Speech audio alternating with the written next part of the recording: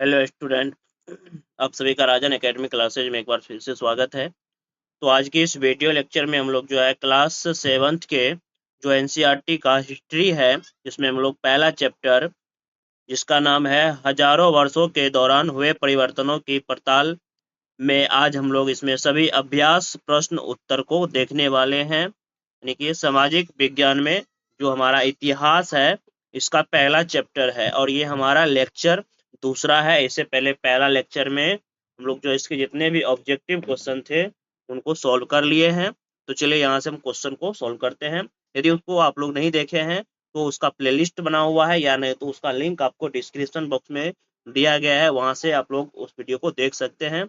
और यदि आप लोग मेरे चैनल को अभी तक सब्सक्राइब नहीं किया तो चैनल को सब्सक्राइब कर ले और अपने दोस्तों के साथ भी शेयर करें। जो भी स्टूडेंट क्लास 7th के हैं उनके लिए बहुत ही हेल्पफुल वीडियो होने वाले हैं, क्योंकि इसमें हम लोग जो है पूरे अभ्यास प्रश्न को और ऑब्जेक्टिव क्वेश्चन को जो है सॉल्यूशन करते हैं। तो चलिए क्वेश्चन को देखते हैं। पहला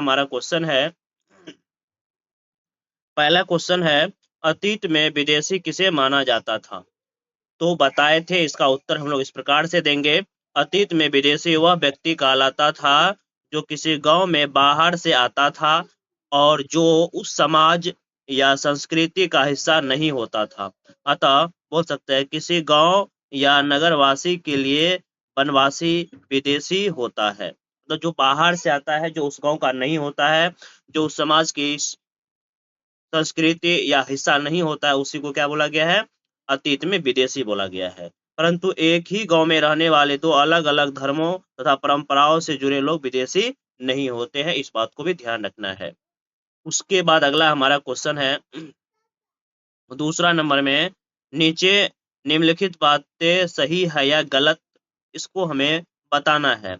तो पहला क नंबर में है, सन 7000 के बाद के काल के संबंध में अभिलेख नहीं मिलते हैं। ये बात तो गलत, अभिलेख तो मिलते हैं।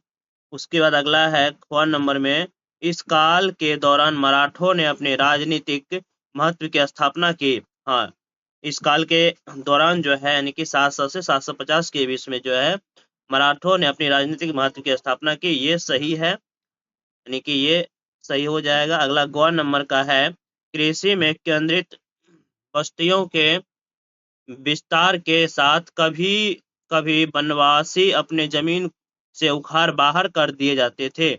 हाँ, ये बात भी सही है। उसके बाद अगला है घ नंबर का,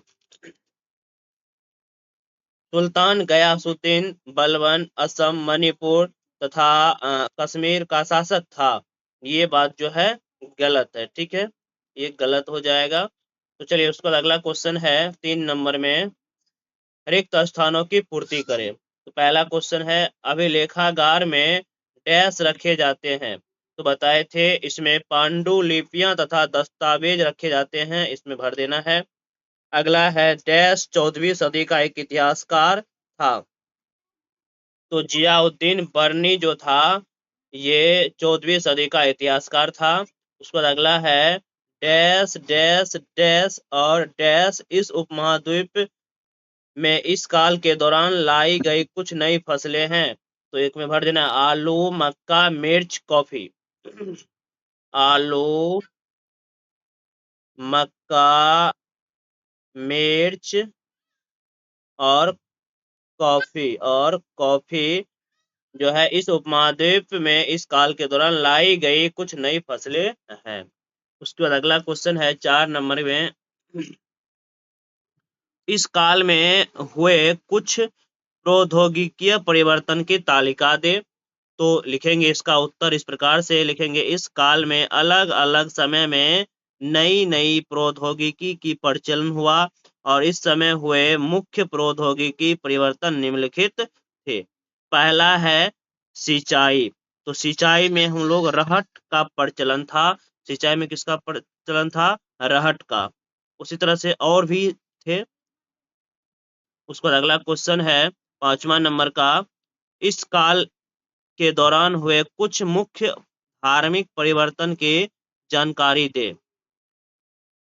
तो इसका उत्तर इस प्रकार से देंगे, आरंभ में धर्म प्रायः स्थानीय समुदाय के सामाजिक तथा आर्थिक संगठन से संबंधित होता था, परंतु जैसे जैसे इन समुदाय के सामाजिक जीवन में परिवर्तन आते गए, धर्म का रूप भी बदलता गया।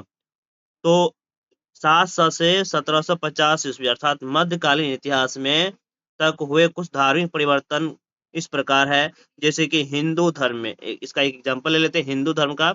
हिंदू धर्म में कई महत्वपूर्ण बदलाव आए, इनमें मुख्य थे नए देवी देवताओं की पूजा होने लगी, दूसरा राजाओं द्वारा मंदिरों का निर्माण, तीसरा पुरोहितों के रूप में ब्राह्मणों के समान एवं महत्व में वृद्धि।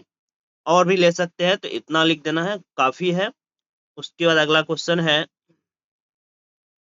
6 नंबर का, पिछली कई शताब्दियों में हिंदुस्तान शब्द का अर्थ कैसे बदला है? तो इसका उत्तर इस प्रकार से देंगे, हिंदुस्तान शब्द का अर्थ समय के साथ साथ बदलता रहा।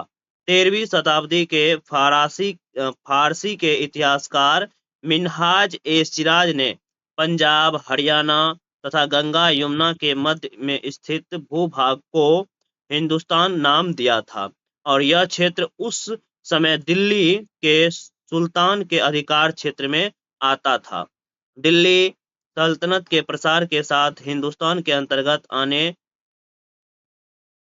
वाले क्षेत्र भी बढ़ते गए, लेकिन हिंदुस्तान शब्द में दक्षिण भारत का भूभाग कभी शामिल नहीं हुआ। इसके विपरीत 16वीं शताब्दी में बाबर ने हिंदुस्तान शब्द का प्रयोग उपमहाद्वीप के भूगोल, पशु पक्षियों तथा यहाँ के निवासियों की संस्कृति का वर्णन करने के लिए किया था।